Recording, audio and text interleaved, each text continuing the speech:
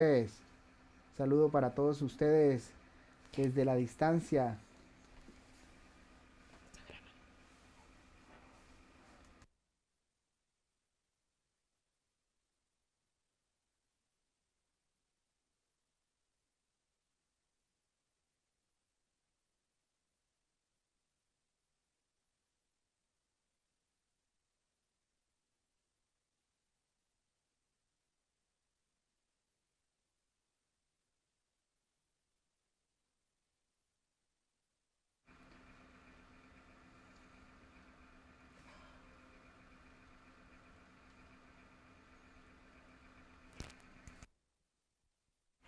Sí, bueno.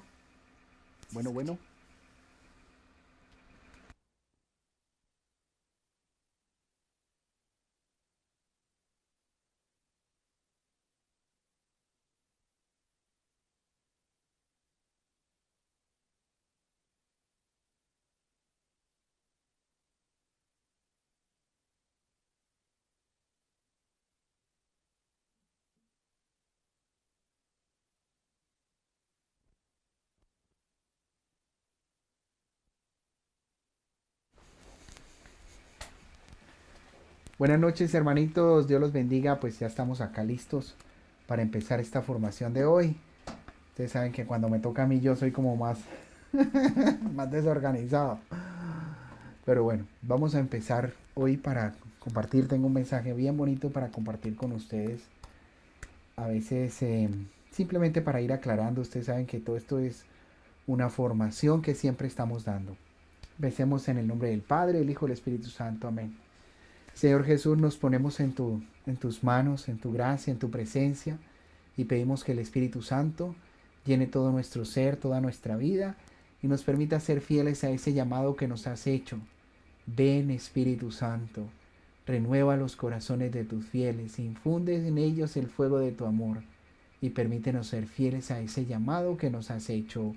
Amén.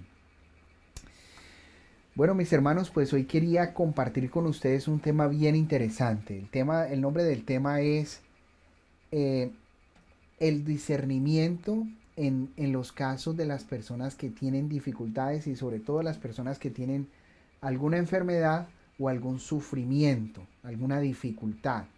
O sea, ¿cómo discernir esa circunstancia? Algo en lo que yo creo que me voy a concentrar mucho con ustedes.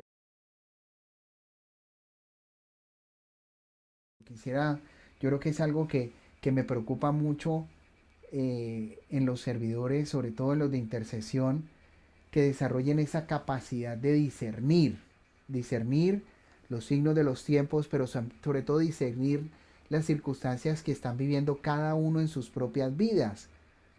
Yo me doy cuenta que a veces los servidores son muy buenos en el retiro, muy sirven mm, pues muy activos, son muy metidos en el tema, de verdad que participan, pero ya me doy cuenta que ya lo que es la vida personal, a veces hay una inmadurez espiritual y no sabe manejar cierto.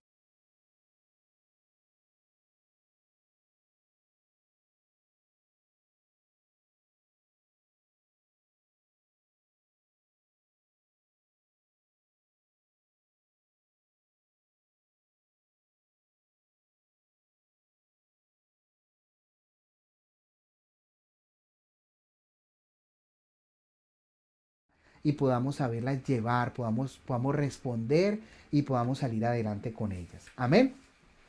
Bueno, pues vamos entonces a revisar. Empecemos diciendo que el sufrimiento y las dificultades son un misterio. En esto yo no puedo encasillarme en ninguno de los extremos. Voy a mencionar algunos de los extremos que se pueden presentar. Por ejemplo, el primer extremo es el extremo de interpretación judía. Lo podemos revisar claramente en el Evangelio de según San Juan, capítulo 9 del 1 al 7. Voy a leerles para que ustedes se den cuenta. Dice, al pasar Jesús vio a un hombre ciego de nacimiento y sus discípulos le preguntaron diciendo, Rabí, ¿quién pecó, este o sus padres, para que naciera ciego? Jesús respondió, Ni este pecó ni sus padres, sino que este ciego está ciego para que las obras de Dios se manifiesten en él. Ahí se ve clarito el concepto y se entiende cómo los judíos se aproximaban al tema de las dificultades y sobre todo de las enfermedades. O sea, ¿por qué este muchacho nació ciego? Ah, porque seguro que su mamá o su papá pecaron. O sea, ellos creían y todavía que los pecados los vamos cargando nosotros. O sea, yo cargo con los pecados de mis papás, yo cargo con el pasado, o sea, todo lo que hicieron y desde generaciones, desde la séptima generación sigo cargando. Nosotros como cristianos no creemos en eso. Nosotros no creemos en que uno cargue con los pecados de los papás. Hay situaciones que se transmiten, eh, pero no cargamos nosotros con las enfermedades de y con los pecados sobre todo de los papás. Eh, los judíos llegaron a pensar que hasta una persona podía pecar en el vientre de su mamá. O sea, llegaron a pensarse y llegó a interpretarse de esa forma. No, seguro pecó en el vientre de su mamá porque es que allá, cuando estaba la mamá, fue que pecó y nació ciego. Ese era el dilema que ellos tenían. Nació ciego. No fue que hubiera cometido un pecado y se quedó ciego, sino que nació ciego. Entonces, para que ustedes se den cuenta, esa mentalidad siempre existió. Y ustedes cuando lean la Biblia tienen que entender que la mentalidad judía era que si yo me portaba mal me iban a castigar. Era una mentalidad de niño. El niño es, mi papá me va a castigar, mi papá me va a castigar. Y es esa actitud y es esa situación que todos tenemos que tener mucho cuidado porque mi papá me castiga. Entonces, pórtese bien. Y si algo le pasó, si esa persona estaba enferma, le dio cáncer, lo que le hubiera dado, seguro que esa persona estaba así. ¿Por qué? Porque Dios lo está castigando, porque se portó mal. Ahora, en todo el Antiguo Testamento, el único libro que rompe con este esquema es el libro de Job. Y Job es un dilema muy fuerte para el Antiguo Testamento. ¿Por qué? Porque Job, ¿cuál es lo que le pasó a Job? Job era un hombre justo. Ustedes se acuerdan que eh, el demonio fue al cielo y se puso a hablar con Dios y Dios sacó pecho allá, se puso así muy, si has visto a mi siervo Job, un hombre justo. Y entonces el demonio le dijo, sí, claro, pero él te sirve de balde. Como quien dice, te sirve porque tú le ayudas. O sea, déjalo y déjalo en mis manos que vas a ver cómo maldice. Pero entonces, ¿cuál es la contradicción del libro de Job con todo el Antiguo Testamento? Que el libro de Job es, este hombre justo se enferma, pierde su familia, pierde sus ganados, completamente pierde todo. Y usted se da cuenta algo que caracteriza a Job es la conversación que él tiene con los amigos. Los amigos vienen a hablar con él y los amigos le van a, a cuestionar y le van a decir, seguro que usted hizo algo, seguro que usted tenía por ahí su guardado, usted tenía por ahí escondido algo, porque miren que esto no es casualidad que le haya pasado que Dios os le haya mandado todo esto que le ha mandado, hasta enfermo usted está. Esto no es casualidad. Pero Job en el fondo al final reclama y dice, pero Señor, pero me he portado bien, pero pues traté de seguirte, o sea, ¿por qué permites esto? Y es una contradicción completa. Es una situación bien interesante el libro de Job por eso. Entonces, dése cuenta cómo el sufrimiento es entendido de esa forma. El sufrimiento es castigo de Dios. Después tenemos, sobre todo en nuestro tiempo, algunas corrientes que quieren negar el sufrimiento. El problema con, por ejemplo, algo que se llama la teología de la prosperidad, que manejan varios grupos evangélicos y de hasta dentro de la Iglesia Católica a veces se maneja, eh, es que hablan de forma muy positiva. Eso es, mejor dicho, todo es bendición y todo nos va bien y todo la presentación, mejor dicho, esto es la bendición por todas partes. Pero el inconveniente de estos grupos y este tipo de predicaciones es que se olvidan que la vida no es solamente risas. Esto es muy dado aquí al estilo americano, ¿no? Los americanos, everything is good, good, wonderful y dele, pero pues acuérdense que también hay cosas malas en la vida. Entonces, para que nos demos cuenta que también es otro tipo de interpretación, o sea, evitan el dolor.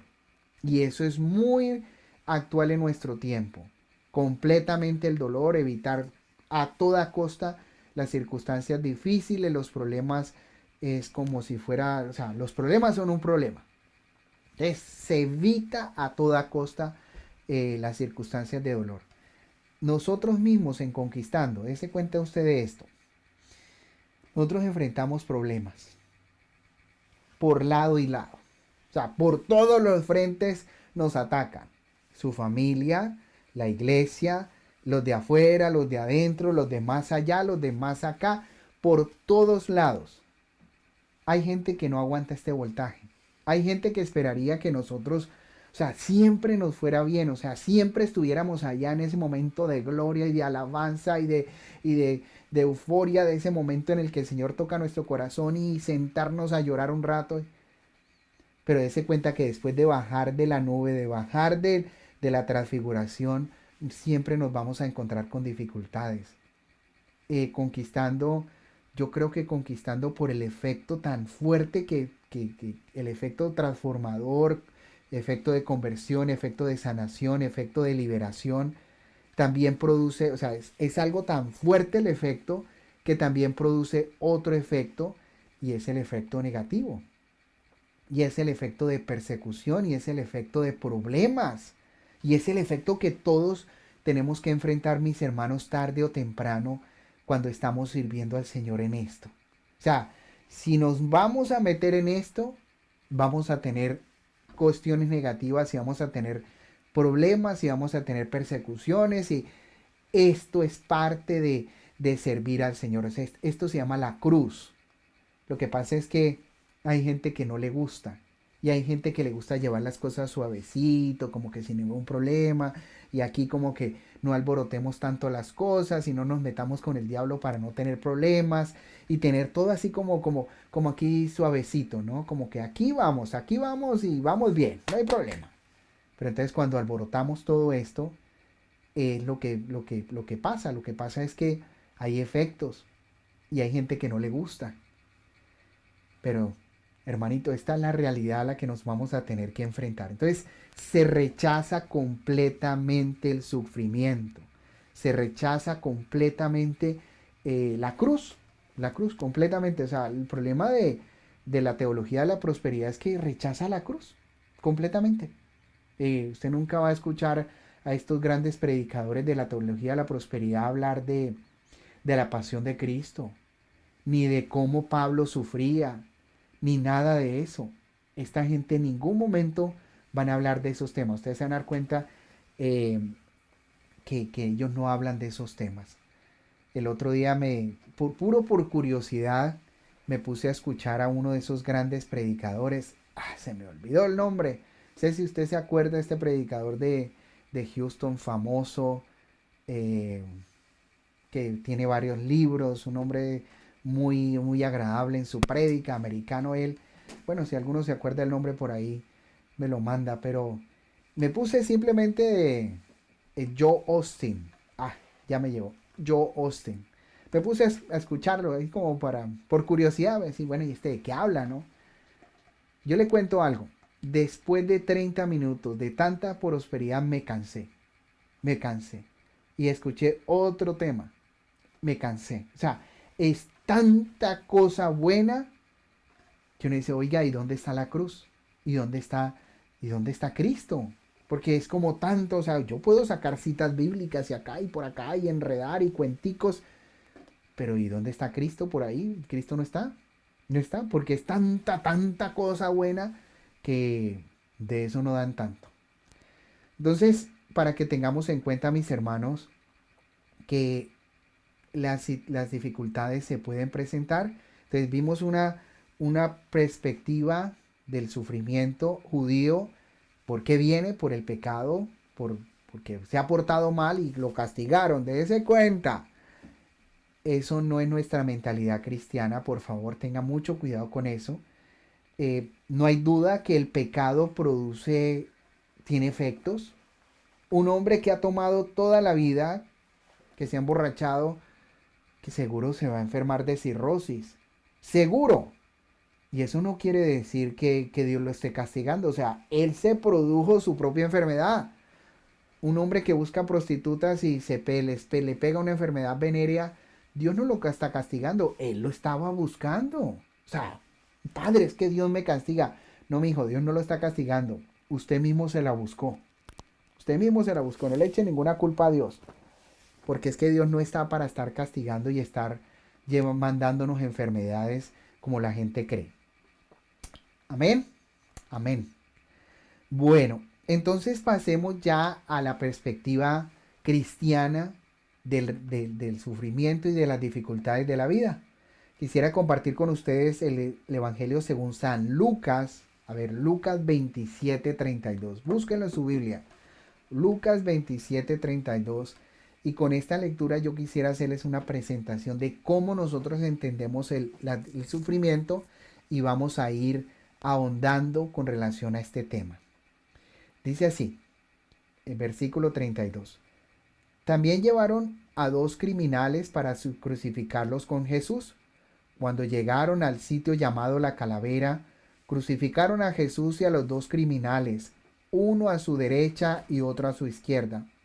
Jesús dijo, Padre, perdónalos porque no saben lo que hacen.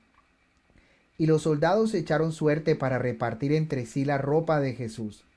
La gente estaba allí mirando y hasta las autoridades se burlaban de él diciendo, salvó a otros, que se salve a sí mismo, ahora, si de veras es el Mesías de Dios y su escogido. Los soldados también se burlaban de Jesús, se acercaban y le daban de beber vino agrio, diciéndole, si tú eres el rey de los judíos, sálvate a ti mismo. Y había un letrero en su cabeza que decía, este es el rey de los judíos. Uno de los criminales que estaba colgado lo insultaba. Si tú eres el Mesías, sálvate a ti mismo y sálvanos también a nosotros. Pero el otro reprendió a su compañero diciéndole, ¿no tienes temor tú de Dios? ¿Tú que estás bajo el mismo castigo? Nosotros estamos sufriendo con razón, porque estamos pagando el justo castigo de lo que hemos hecho. Pero este hombre no hizo nada malo. Jesús añadió, luego añadió, Jesús, acuérdate de mí cuando llegues a tu reino. Jesús le contestó, te aseguro que hoy estarás conmigo en el paraíso. Palabra del Señor. Gloria a ti, Señor Jesús. Vamos a encontrar, miren, hay tres crucificados. Tres personas que están viviendo el mismo suplicio, el mismo dolor. Yo ni me alcanzo a imaginar el dolor que producía. Simplemente imagínese colgado de las manos, de los pies. Jesús fue lacerado. Produce unos dolores y unos dolores internos gravísimos esto de la crucifixión. Los tres están en el mismo suplicio. Pero cada uno de esos tres que está colgado en la cruz tiene diferentes reacciones frente al mismo dolor. Empecemos por el primer criminal, llamémoslo el ladrón malo, porque al otro lo vamos a llamar el ladrón bueno. Este ladrón malo, ¿cuál es su reacción? La reacción de él es una reacción agresiva, digámoslo así. Él se pelea con su dolor. ¿Qué es lo que le está diciendo a Jesús? Sálvame, quítame este dolor ya, ya no quiero sufrir más. A ver, si usted es Dios, a ver, resuelva esto ya. Ya no queremos estar más aquí. Si usted de verdad es Dios. Miren, esta es la reacción de mucha gente frente al dolor. Ahorita con esto del coronavirus, ¿cuánta gente se está peleando con la circunstancia? ¿Cuánta gente le está diciendo, está echando a culpa el castigo de Dios? Es que estábamos portándonos muy mal, es que claro que Dios nos mandó este castigo. Y se pelean Se pelean con esta circunstancia y se pelean con el dolor. Nos peleamos porque es una reacción natural. O sea, uno reacciona normalmente frente al dolor de esa forma. Uno reacciona frente al dolor peleándose. Yo me peleo, ¿por qué a mí? ¿Por qué me pasó? ¿Y por qué Dios me mandó esto? ¿Y por qué no se lo mandó a mi cuñada que es tan mala? ¿Y por qué me mandó a mí? ¿Por qué mi hijo se murió? ¿Y por qué mi esposo? ¿Y por qué? ¿Y por qué? ¿Y por qué? ¿Y por qué? Eso es una pelea que uno tiene mentalmente ahí. A mí, ¿por qué me pasa? ¿Por qué las cosas, por qué le pasan cosas malas a la gente buena? Esto puede pasar, mis hermanos. Entonces, para que nosotros tengamos en cuenta, son circunstancias y son reacciones que tiene la gente frente a esto. ¿Por qué? Ahí abrazando un ataúd. Y se murió mi mamá. Son situaciones de la vida. O sea, cuando alguien me dice a mí, pero ¿por qué mi mamá se murió? Mija, porque estaba viva. Es que Dios me la quitó. No, Dios no me la quitó. Ya cumplió su ciclo, cumplió su propósito de la vida, su misión, y Dios simplemente la llamó.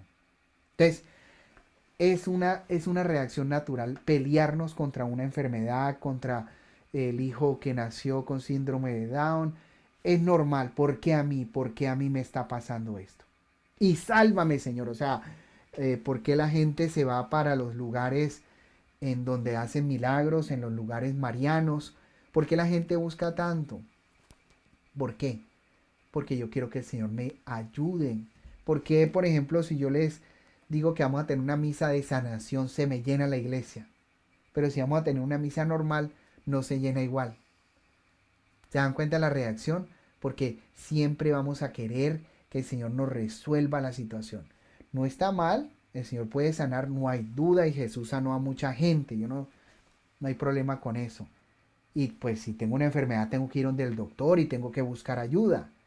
Pero simplemente para que tengamos en cuenta esa reacción natural que todos tenemos, pelearnos con la enfermedad. ¿Por qué el Señor me manda esto? Después tenemos la reacción del que vamos a llamar el buen ladrón, que no era tampoco tan bueno, porque por algo estaba colgado ahí. El buen ladrón tiene una reacción, digámoslo, muy interesante. Primero, él está en todo su dolor, y en medio de todo ese dolor, él trata de buscarle, de encontrarle sentido al dolor. Y él dice, no, esto fue, nosotros no merecemos este castigo. ¿Quién sabe qué había hecho él, no? ¿Qué crimen había cometido? No sabemos qué fue lo que él hizo. Lo que sí sabemos es que él reconoció su error y él dijo, este castigo es justo. Justo o no justo, no vamos a evaluar eso. Lo que vamos a ver es que ese hombre le estaba buscando sentido a lo que le había pasado. Y en el fondo lo que él reconoció fue que lo que le estaba pasando era justo. Punto. Y entonces trató de encontrarle sentido al dolor. Lo que me pasa, me lo merezco. Pero ese no es suficiente. Y yo les digo, esa actitud no es suficiente. Por eso tenemos que ver la actitud de Jesús, porque mucha gente se queda en esta actitud. No, padre, es que yo me porté muy mal cuando yo era joven y yo me merezco esto, yo me merezco esto, yo me he portado mal. Ahora, la misma actitud del hombre, el alcohólico. Padre, yo me lo merezco. Es que yo tomé mucho. Entonces como que es un autocastigo que yo me estoy infringiendo. Yo me, yo me estoy castigando yo mismo me merezco y me juzgo así. Y es que yo me merezco esto, Padre. Miren, mis hermanos, mucho cuidado con esto. Yo me encuentro con esto mucha gente en la comunidad hispana. Mucha gente. Gente que se autojuzga. ¿Sí? Ya se juzgaron a ellos mismos, ya se condenaron y eso, mejor dicho, no hay nada más que hacer. Uy, padre, si yo le contara, es que yo cuando era joven, todo lo que hice, padre, es que si yo le contara, no, mi hijo, no me cuente, no tiene que darme detalles. Ahora, perdónese a usted mismo por eso que usted hizo. perdónese y no se condene. Pídale perdón a Dios, claro, pero perdónese. ¿Sí me entienden? Entonces, él trata de buscarle sentido al dolor, pero en el fondo se va al lugar equivocado. Él se va para un lugar en donde ese sentido del dolor no es redentor. O sea, ese sentido del redentor no tiene un propósito, no tiene un significado, no tiene valor. Porque simplemente juzgarme a mí, a ver, agarrar con un látigo así grande, ver, sacamos este látigo y que duela mucho, Padre, eso, Padre, regáñenos, eso, Padre, díganos cosas duras, así es, Padre, sí, póngame una penitencia dura, Padre, que me duela, así. ¿Dónde está la misericordia? Ese es el problema, mis hermanos. ¿En dónde queda la misericordia? ¿En dónde queda la misericordia de Jesús? ¿En dónde queda la misericordia de nuestro Padre? Si nos ama, lo que pasa es que a nosotros nos gusta el látigo, ¿cierto? Que duela, Padre, que saque sangre. No, mijo, ese no es nuestro Dios. Y así no nos trata Dios, por favor. Ya cambiemos esa mentalidad acá. Esa mentalidad castigadora, esa mentalidad Dios castigador. Ya no, ese no es. Tenemos un Padre misericordioso que nos ama. Claro, no vamos a abusar del amor que Él nos tiene y de la misericordia que nos tiene. Pero tenemos que empezar a cambiar ese chip acá, mis hermanos. Ese chip es muy importante cambiarlo. Entonces, vamos viendo qué es lo que, por qué este hombre, este buen ladrón, trató de buscarle sentido al dolor. Trató, pero no encontró, o sea, no encontró un sentido real, positivo para ese dolor. Y tenemos a Jesús, que ya su reacción es completamente diferente. Nos encontramos con diferentes reacciones que él va teniendo dentro del proceso. Él va teniendo como diferentes palabras.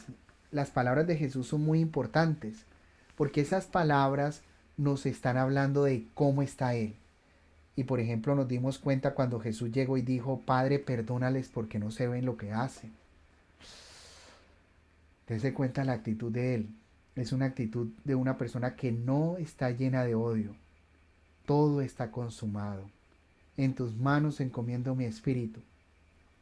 Todas estas son palabras redentoras. O sea, yo estoy ofreciéndome, yo estoy entregándome por la salvación de las almas.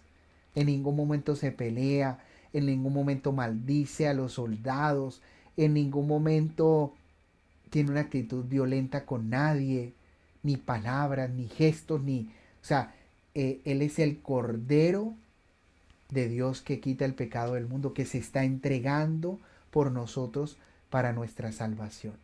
Entonces, ¿qué es lo que está haciendo Jesús? Él se está inmolando. Nos está redimiendo a través de este proceso que está haciendo en la cruz. Él está dándose completamente por nosotros. Bueno, y entonces, ¿qué más podemos entender por el sufrimiento? ¿Qué otro propósito puede tener el sufrimiento? Yo quiero dejar un poquito este sentido redentor de Jesús en la cruz. Más adelante lo vamos a aplicar a nosotros, cómo nosotros podemos encontrar un sentido redentor. Pero entonces, ¿para qué Dios permite los sufrimientos también en la vida de nosotros? Miren, Dios permite muchas veces estas situaciones para convertirnos. Miren, ¿cuántos de nosotros llegamos a los pies de Jesús después de una enfermedad? ¿Cuántos? ¿Cuántos de nosotros llegamos a los pies de Jesús después de un accidente, después de perder un ser querido? O sea, ese fue el gancho que Dios usó para traernos. Una dificultad, una quiebra económica, la pérdida de un hermano, lo que haya sucedido. ¿Cuánta gente pasando la frontera se acuerda de Dios y de la Virgen y rezan? Claro, después que pasan la frontera se les olvida, pero mientras están ahí, que la migra no me agarre y que la Virgencita y que ahí sí se acuerdan de todos los santos. Entonces, en el fondo Dios usa las circunstancias para traernos. Vean, nosotros tenemos que ser muy inteligentes. Yo creo que nuestros hermanos evangélicos han sido más astutos en esos temas. Porque muchas veces se llevan a la gente con esos ganchos. Se lo llevan a la gente con ese gancho de que venga que acá le vamos a ayudar con ese problema. Tenemos que ser mucho más astutos en eso. Porque la gente en medio del sufrimiento va a buscar ayuda. La gente se va con el brujo. La gente se va para la secta cualquiera, no importa, ¿a dónde me van a ayudar? Yo allá voy. Entonces tenemos que ser más inteligentes para ayudar a esa gente cuando estén en esa circunstancia. Pues el ejemplo más claro, Pablo de Tarso, cuando iba de camino ¿a dónde era? A Damasco, eh, se cae del caballo, como dicen que se cayó del caballo, pero no, la cita bíblica no dice eso. Pablo de Tarso perdió la vista, no quedó ciego. Pero miren cómo esta circunstancia le ayudó a él para ir descubriendo y unirse a Jesús. Entonces, Dios permitió eso para llamar la atención de Pablo. Después, en Gálatas, Pablo sufrió una enfermedad. Estaba ya con ellos en Galacia y él sufrió una enfermedad. Lo encontramos en Gálatas 4:13, dice, pero sabéis que fue por causa de una enfermedad física que os anuncié el Evangelio la primera vez. Entonces, Dios permitió esa enfermedad de Pablo. ¿Con qué propósito? Para que se quedara más con ellos, que fuera con ellos a evangelizarlos. Imagínense, para eso permitió Dios. Después la enfermedad puede ser como un efecto purificador. Mis hermanos, Dios permite esas circunstancias para purificarnos de nuestros pecados, para purificar nuestra vida, para prepararnos. Yo noto a veces, sobre todo en las edades adultas, cómo las personas sufren, ¿sí? Ciertas edades, si uno ora por ellos y no se sanan y ni los doctores dan esperanza y ahí como que los van llevando. Pero en el fondo estos tienen un efecto purificador, van purificando nuestra alma y nos van preparando para la eternidad.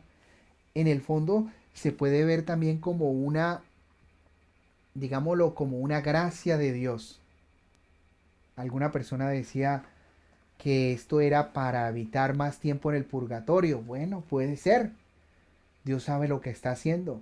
Pero entonces Dios está purificando el corazón. Dios está preparando, Dios está triturando. Yo noto que cuando nosotros estamos llenos de fuerza, ¿no? Con salud, nosotros vamos, venimos. Usted lo nota con los jovencitos, ¿no? Un muchacho de 18 años lleno de vida, musculoso, grandote, con ejercicio. Ese muchacho, en el fondo, la vida, o sea, la vida le brilla, la vida le sonríe. Ese muchacho irá a buscar a Dios, no creo. A menos que sea un muchacho de Dios. Pero en esas edades lo que menos le interesa a un muchacho es Dios.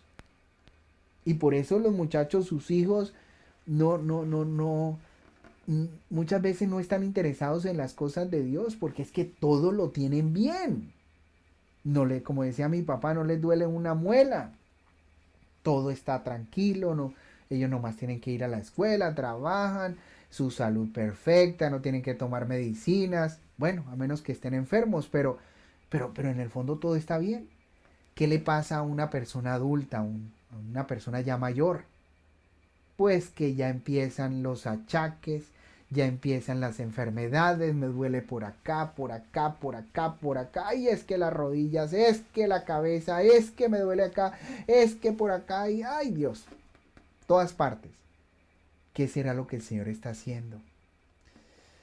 Purificando, mis hermanos, purificándonos y preparándonos. Y en el fondo, esta persona que va donde los doctores, les dan una medicina, pero nada.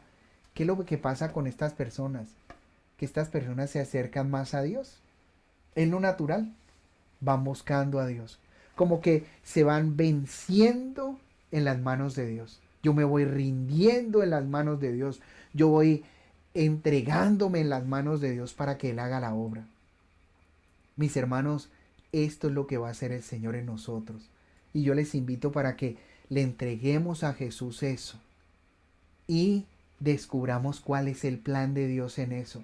Si ustedes tienen papás adultos, acompáñenlos en el proceso. Claro, hay que llevarlos a su doctor, que las medicinas, que... Pero yo también, yo tengo que ser consciente de dos cosas con las personas adultas, personas de ciertas edades. Primero, es el proceso natural. Yo noto que a veces la gente quiere tener a los papás como toda la vida, ¿no? Mi papá tiene 85 años y cómo se va a morir.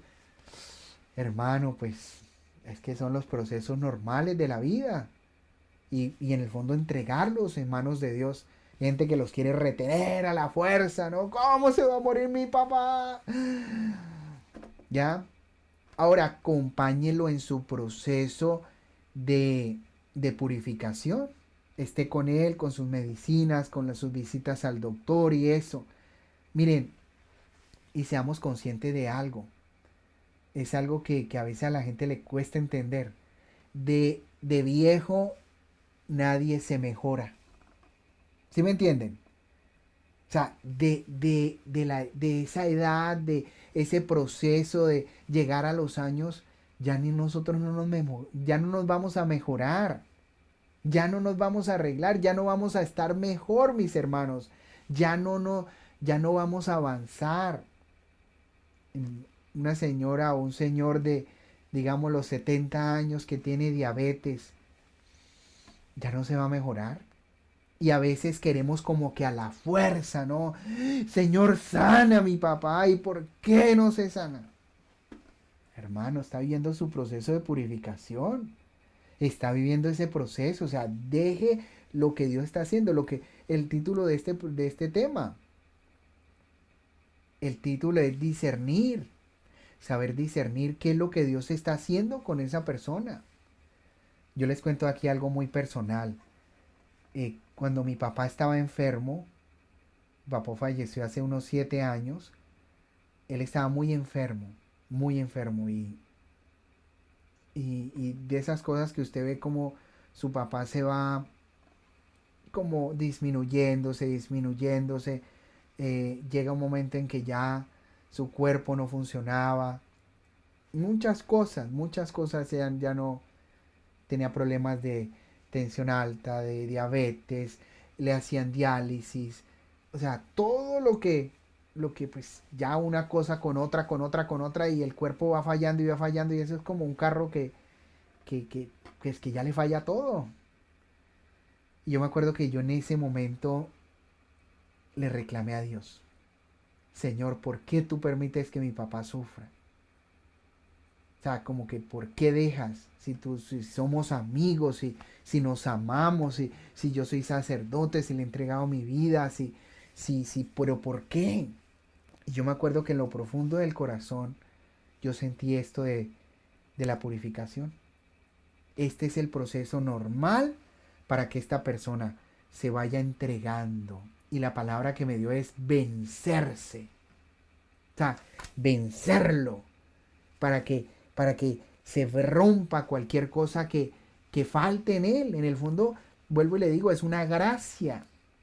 Es un regalo que la persona recibe. Dios lo permite, ¿no? Muchas personas mueren instantáneamente en un accidente, en un golpe, ¡pum! Se murieron. Y no tuvieron como ese proceso de preparación para llegar a morir, digámoslo, ya como más en gracia, como lento, como despidiéndose.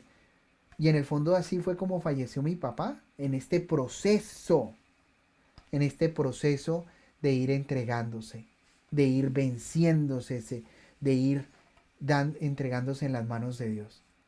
A veces nosotros no entendemos eso y nosotros queremos a la fuerza que se sane, a la fuerza que tiene que pasar, o es que ¿por qué el Señor? Y aquí tenemos que tener mucho cuidado en la forma como oramos. Por favor, a usted no se le pegue el estilo de algunos hermanos evangélicos. este es un estilo que hay que tener mucho cuidado de no repetir nosotros.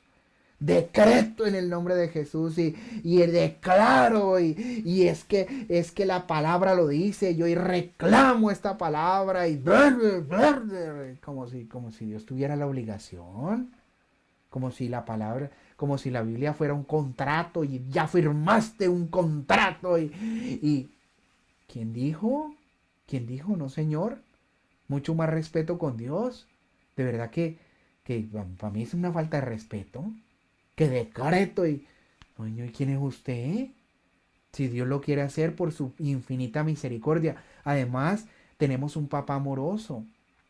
Para mí esa es la actitud de un abogado de esos que llegan y señor juez, aquí pongo esta demanda y vamos a pelear este caso. En lugar de yo llegar donde mi papá y decirle, oiga papi, ¿por qué no me ayudas que me quiero comprar un carro? ¿Y será que es buen negocio? ¿Usted qué dice? En lugar de llegar así a reclamarle y papá, y usted me tiene que dar la plata para comprar el carro porque usted es mi papá. No, señor, así no es con Dios. Mucho cuidado con eso. Que no se nos pegue ese decreto y declaro y el Señor lo dijo. Y el Señor, seguimos lo que Jesús nos dijo, ¿no? Que lo hiciéramos en el nombre de Jesús, lo hiciéramos eh, pidiéndolo de forma muy humilde. Seguimos y tratamos, pero en definitiva Dios es el que va a hacer o no va a hacer. Porque de verdad que son extremos que hay que tener mucho cuidado de no caer nosotros en que como que Dios tiene la obligación de cumplirlo porque como la Biblia... No, señores. Nosotros humildemente, Señor, pues nos pediste que todo lo que pidiéramos en tu nombre, tú lo escucharías, pues queremos pedirte, Señor, por esta situación y en tu nombre, Jesús, y si es tu voluntad, Padre Santo, y ya, si es la voluntad de Dios, y sabemos que tú dispones lo mejor para nosotros y lo que suceda será lo mejor. Pero nosotros pedimos, quisiéramos que esta persona se sanara, quisiéramos que, pues, que no sufriera tanto, pero si es tu voluntad, Padre Santo. ¿Se dan cuenta? Ese tipo de oración es una oración ya fluida, una oración amorosa, una oración espontánea, una oración sencilla, una oración desde el corazón, que yo no necesito estarle reclamando a Dios y recordándole sus promesas, las promesas de Dios. Mucho cuidado con eso, mucho cuidado. Entonces, en varias oportunidades las dificultades y los sufrimientos pueden ser para la purificación de los pecados. Ahora retomemos el tema de la redención, los sufrimientos como redentores. Ahora, vamos a hablar de algo que de pronto puede ser nuevo para usted y es algo que también tenemos que manejarlo con mucho cuidado. Um, para la cita bíblica clave para esta interpretación es Colosenses 1:24. Búsquelo a ver, Colosenses 1:24. Dice Pablo, dice, ahora me alegro de mis sufrimientos por vosotros y en mi carne completo lo que falta de las aflicciones de Cristo. Hago mi parte por su cuerpo que es la iglesia. Quiero que volvamos a leer. Ahora me alegro de mis sufrimientos por vosotros. O sea, Pablo estaba ofreciendo todos los sufrimientos de la cárcel, las persecuciones, los ultrajes, las blasfemias, todo lo que él sufría. ¿Por qué lo estaba ofreciendo? Por la comunidad, por la iglesia. ¿Qué más dice? Y en mi carne completo lo que falta en las aflicciones de Cristo. Hago mi parte por su cuerpo, que es la iglesia. O sea, yo estoy haciendo mi parte, la parte que me toca en este momento. O sea, todos pasamos por la cruz. Así como dice el mismo Jesús, dice que el siervo no es más que el maestro. Si el maestro pasó por la cruz, nosotros también vamos a pasar por la cruz. Ahora, si pasamos por la cruz de Cristo, también tiene que tener sentido redentor esto que estamos haciendo, que estamos ofreciéndolo. ¿Por qué? por la iglesia, por la comunidad, por la gente, por la familia, por todo lo que estamos haciendo. Me acuerdo de esta señora que tenía un sufrimiento muy fuerte, un dolor muy grande, no le pasaba ese dolor, no me acuerdo qué dolor en qué parte del cuerpo, no sé si era la espalda, y no había podido superarlo. Entonces la señora se me quejaba mucho y una vez le dije algo así muy sencillo, le dije, mire, yo le quiero pedir un favor, usted que tiene esa dificultad tan grande, usted pudiera ofrecer algo, un pedacito de su dolor por mi vocación. Y la señora me abrió los ojos y se me quedó viendo como, ¿cómo así, padre? Le dije, sí, usted tiene perlas en sus manos, perlas, y usted las está botando, usted las está desperdiciando, usted no le está encontrando sentido a su dolor, usted se está peleando con ese dolor, en lugar de darle un sentido redentor. O sea, ofrézcalo por algo, por alguien. Y yo le decía, usted es capaz de ofrecer, a ver, de todo ese dolor, quiere ofrecer un 10% por mí. Bueno, padre, sí, está bien. Y como que ella misma se sacaba de onda, como que, ¿cómo es lo que me está pidiendo el padre? Mis hermanos, ofrezcamos, ofrezcamos, ofrezcamos. Ahorita esta circunstancia que estamos viviendo, miren cómo yo noto que en esta situación que estamos viviendo hay mucha distracción, hay muchos distractores. Entonces hay una gente que le echa la culpa a China, hay otra gente que le echa la culpa a Bill Gates, hay otra gente que está peleándose con Donald Trump, entonces hay otra gente que salió y ahorita están haciendo marchas y en el fondo todos son distractores. Dese cuenta que todos son distractores.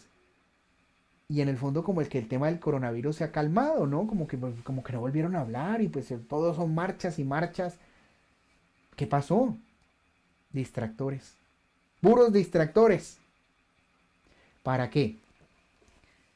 Para que no nos concentremos en lo importante. O sea, lo importante aquí, ¿qué es? Lo importante es ofrecernos. No es pelearnos con el coronavirus. No es pelearnos con esta circunstancia. Ay, es que después de que vino ese coronavirus, es que mire lo que está pasando. ¿Y por qué nos está pasando esto? No es pelearse con el coronavirus, mis hermanos. Eso no es. Es encontrarle un sentido redentor a todo esto. ¿Yo qué puedo ofrecer? Aquellos hermanitos que se han enfermado de coronavirus, ¿han podido ofrecerlo? ¿Han podido ofrecer algo por conquistando? ¿Hemos podido ofrecer por nuestra familia? ¿Por la conversión de sus hijos, de sus familiares? ¿Podemos ofrecer algo de ese dolor, de esa tristeza, de toda esa carga que hemos llevado? ¿Será que se la podemos ofrecer a Cristo? ¿Por las personas que hemos tenido? Y por la gente, por la iglesia, lo que dice Pablo acá, completo. No es que Jesús necesite ninguna completada. No, la redención está completada completamente en Cristo. ¿Qué es lo que falta? Mi parte. Eso es lo que falta en la redención de Cristo. Lo que falta que es que yo haga mi parte y que yo ofrezca mi parte también en la redención. Entonces, ese es el sentido de redentor. ¿Se dan cuenta? Yo estoy ofreciendo lo que estoy viviendo. Mis dolores, mis tristezas, mis aflicciones, todo lo que me está pasando. Padre, me botaron del trabajo, ofrézcalo. Padre, es que tengo un problema con un hijo, ofrézcalo. Padre, ay, es que a mí me dan migrañas, ofrézcalo, claro, busque ayuda, busque con un doctor que le ayude. No le estoy diciendo a usted en ningún momento, y por favor no me entienda mal.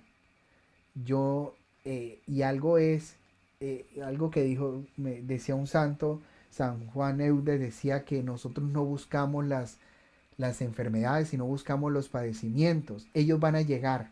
Pero entonces cuando lleguen, ofrézcalo. Ofrézcalo. Usted puede hacer algo. A ver, con esta situación de su hijo drogadicto, ¿qué puede hacer usted? Bueno, pues vamos a buscarle ayuda, vamos a tratar de que las cosas sean mejor para él y para nosotros. Pero algo más puede hacer usted. Seguro que usted no va a cambiar las cosas de la noche a la mañana. Pero usted sí puede ofrecerlo. Señor, te entrego el dolor de este papá, el dolor de papá de ver a mi hijo metido en las drogas. Es muy duro eso. Ofrezca ese dolor de papá. ¿Tienen? Todo lo que está sucediendo a mi alrededor es un ofrecimiento para Dios. Ofrézcalo. Ofrezca, mi hermano, ofrézcalo. Yo les quiero pedir algo. Ofrezcan por conquistando. Necesitamos de sus oraciones. Necesitamos, ofrézcalo por los líderes, por Elías, por José, por el Padre Carlos, por su párroco. ¿Cuántas veces criticamos a un sacerdote y cuántos de nosotros ofrecemos algo por ese sacerdote? Que voy a ofrecer un ayuno, ¿sí? Están los sacrificios, digamos, los personales, pero los sacrificios y las dificultades que nos llegan de la vida, que también las podemos ofrecer. Entonces, para que nos demos cuenta que llegan momentos, entonces el dolor tiene un sentido redentor como Cristo. Vamos a seguir leyendo, vamos a tomar esta cita bíblica, Romanos 8:17. Y si hijos, también herederos, herederos de Dios, herederos con Cristo, si en verdad padecemos con Él, a fin de que también seamos glorificados con Él. Vea, para que ustedes se den cuenta, si en verdad padecemos con Él, a fin de que también seamos glorificados. O sea, mis hermanos, ¿por qué en la iglesia tenemos mártires? ¿Por qué en la iglesia tenemos personas que se han ofrecido, vírgenes? ¿Por qué la gente va a un monasterio y se encierra en un monasterio? Porque allá ofrecen, se sacrifican, entregan, se donan a Dios. Ahí está el precio. Ahí está el precio que tenemos que pagar. Entonces, estas almas son almas muy importantes. En la iglesia tenemos algo, una tradición muy bonita que le ha sucedido a varios santos, algo que se llaman las almas víctimas. No sé si ustedes han escuchado. Mucho cuidado con esto porque también hay personas que se autodenominan almas víctimas. O sea, padre, es que yo soy un alma víctima. No, señora. Eso tiene que ser una gracia de Dios. Es un don que usted ha recibido de Dios. Un alma víctima es una persona que ha sido también escogida para esa misión. Es una misión muy especial. ¿Qué es? La persona tiene, digamos, dolores fuertes en su vida, sobre todo dolores físicos. Y esta persona, Dios le da la gracia de padecer estos dolores. Es una gracia muy especial para ofrecerlos por algo. Por ejemplo, cuentan que las hermanas de la Madre Teresa, todas las religiosas, ellas siempre tienen un compañero o una compañera. Normalmente son personas, eh, esas compañeras son almas víctimas. Normalmente son personas que están en una cama y están padeciendo todo ese dolor y lo están ofreciendo por esa religiosa. O sea, hay alguien que está orando por esa religiosa y no es solamente orando, está padeciendo los dolores por esa religiosa. ¡Wow! Si alguno de ustedes quisiera hacerlo por mí, de ofrecer esos dolores por alguien. Esos son las almas víctimas. Pero vuelvo y les digo, esto es un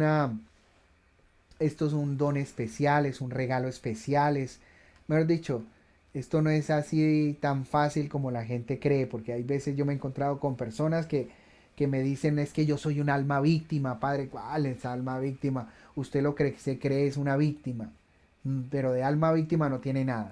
Entonces, hay personas que ofrecen eso.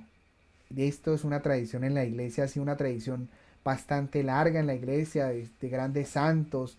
Hablemos son como Francisco de Asís, Jacinta Marto, Alejandrina da Costa, Ana Catalina Emmerich, Santa Catalina de Siena, Laura Vicuña, y todas estas personas que ofrecieron sus vidas, sus dolores por la conversión de su familia, de la iglesia, por todo esto, ofrecieron esos sacrificios. Y también dentro de esto pues tenemos las almas que han experimentado los estigmas, ¿cierto? Dios le permite que estas personas tengan los estigmas.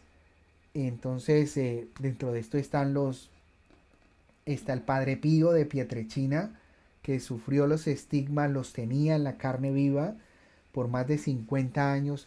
Él tuvo los estigmas comprobado por la iglesia. Y también tenemos a una santa como Santa Faustina Kowalska, que también tuvo los estigmas, pero los sufrió de forma invisible, o sea, los sentía, pero no los veía. Ella también los sintió. Entonces nosotros nos ofrecemos a Dios. También recordemos esa cita bíblica en Primera de Corintios 10:13. A ver, Primera de Corintios 10:13, búsquelo en su Biblia, porque yo quiero que ustedes tengan en cuenta esto. Y esto es fundamental en el tema de los sufrimientos. Dice, no os ha sobrevenido ninguna tentación que no sea común a los hombres. Y fiel es Dios que nos permitirá que vosotros seáis tentados más allá de lo que podéis soportar, sino que con la tentación proveerá también la vía de escape a fin de que podáis resistirla. Mis hermanos, Dios no nos va a dar más de lo que nosotros no podemos soportar. Dios no nos va a dar enfermedades que nosotros no vamos a poder llevar. Dios no nos va a dar dificultades que no vamos a saber manejar. Dios nos va, así como nos da la dificultad, nos da la gracia, el don que necesitamos para saber manejar esa situación. Si el Señor quiere que nos da un sufrimiento, una enfermedad, nos va a dar la gracia para saberla llevar. Muchas veces nosotros nos damos cuenta, usted se da cuenta en el retiro cómo el Señor nos da la gracia que necesitamos para ayudarle a esos participantes que llegan al retiro. Son gracias especiales que el Señor pone en nuestro corazón para poder ayudarle a esas personas. Bueno, mis hermanos, pues vamos a aprovechar un momentico para orar, para poner en manos de Dios esto y para de verdad consagrarle al Señor nuestras vidas, consagrarle a Él todo lo que somos y decirle, Señor, que para que Él haga la obra en nosotros, para que Él derrame su espíritu en nosotros y para que su espíritu reine en nuestras vidas, para que su gracia sea cada día más llenando nuestra vida, todo nuestro ser lleno de la gracia de Dios. Ahí donde está, le invito para que cierre sus ojos. A ver, vamos a entrar en oración, en esa presencia de Dios. Vamos a poner en manos de Dios este momento. Y vamos a decirle, Señor, aquí estamos. Derrama tu espíritu. Derrama tu gracia. Derrámate con ese fuego de amor. Derrámate, Señor, para que tu gracia llene nuestra vida. Llene todo nuestro ser. Acompáñanos, Señor, con tu espíritu. Permítenos ser fieles a ese llamado. Permítenos buscarte esta noche, ser instrumentos de tu gracia, de tu infinita misericordia. Y yo le invito a mi hermano, mi hermana, para que ahí donde usted está, se ponga de pie. A ver, levántese de la cama, levántese de ese sofá. Y vamos a empezar a clamar esa misericordia de Dios. Vamos a empezar a buscar de esa gracia de Dios.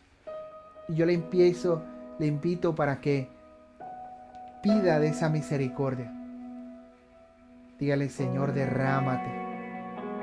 Derrámate. Derrámate con ese fuego para que podamos ver con tu gracia, con tu voluntad, podamos ver con tus ojos toda esta situación que estamos viviendo. Señor, nosotros no entendemos lo que está pasando en este momento. Nosotros no entendemos por qué suceden ciertas cosas.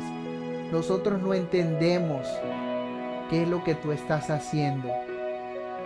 Yo solo te pido, Señor, que te muevas en nosotros, que nos levantes si estamos caídos y que en esta noche nos enseñes a ver con tu gracia, con tu misericordia, en tanto que está pasando. Señor, tú estás permitiendo grandes cosas, tú estás derramando grandes bendiciones estás permitiendo, Señor, más de tu misericordia. Gracias, Señor Jesús. Gracias, amado Jesús. Gracias por estar